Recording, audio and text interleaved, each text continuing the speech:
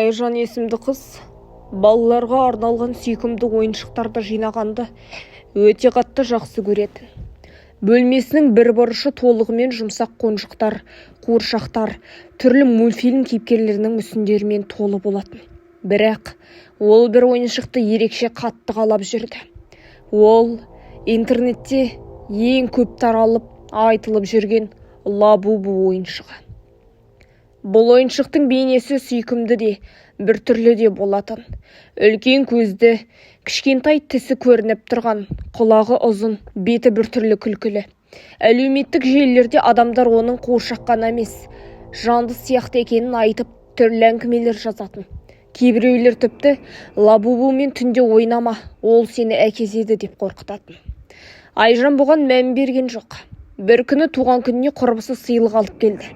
Қорапты ашқан кезде ішінде дәл сол Лабубу ойыншығы тұрды. «Міне, сен көптеп армандаған ойыншығың», деді құрбысы. Айжан қуанып ойыншықты қолына алды. Бірақ қолына тигенде денесі дір ете қалды. Өйткені ойыншықтың көзі бір сәтке жылт етіп, тірі адам сияқты қозғалғандай болды. Түнде Айжан ойыншықты төсегінің жанына қойып, ұйықтауға жатты. Бөлме қараңғы, терезеден ай сәулесі ғана түсіп тұрды. Ол көзін жұмып ұйықтай бергенде әлде бір сыбырды естіді. «Айжан!» Қыз селк етіп оянды. Шамды жақты. Бөлмеде ешкім жоқ, тек ойыншық орнында тұр. «Маған көрінген шығар», деді. Бірақ сыбыр қайтадан шықты. «Ойнайықшы!» Бұл жолы дауыстың қайдан шыққанын қыз анық сезді. Ол ойыншықтан шығып тұрды. Айжанның бойын үрей биледі.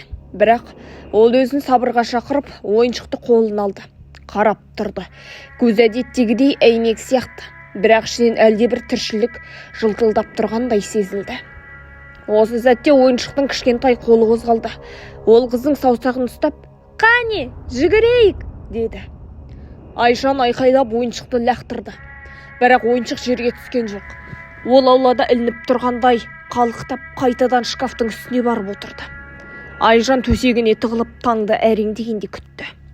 Келесі күні ол болған жағдайдың бәрін құрбысына айтты.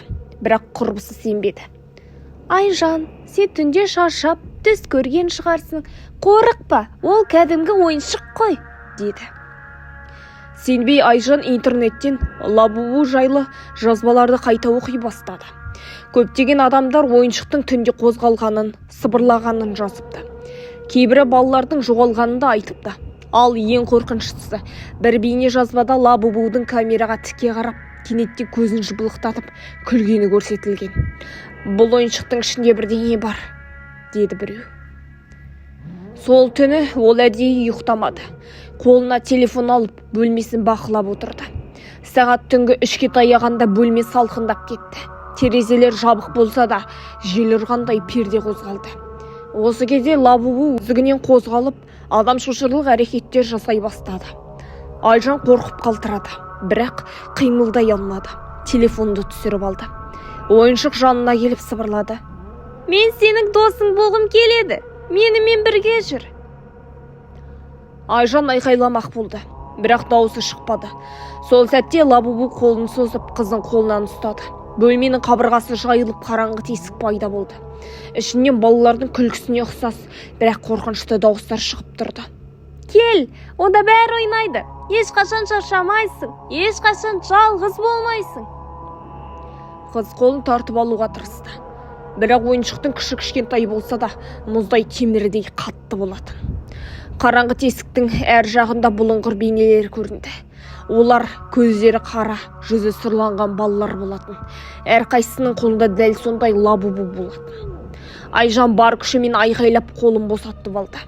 Бір сәтке жарық жанып, бәрі жоқ болды. Бөлме қайтадан қалыпты күйіне оралды. Лабубу шкаф ішінде тыныш отты. Қыз түнді көз ілмей өткізді. Таңертең бөлмеге анасы кірді. «Айжан, не болды? Бетін қураған ғой». Айжан болған оқиғаны айтпақ болды. Бірақ бөлмеге қарағанда зәресі ұшты. Анасы ойыншықты қолына ұстап тұрды. «Қарашы, қандай сүйкімді. Түнде сенімен ойнады ма?» деп анасы күлді. Ойыншықтың көзі бір сәтке жылт етіп, Айжанға қарап жымиды.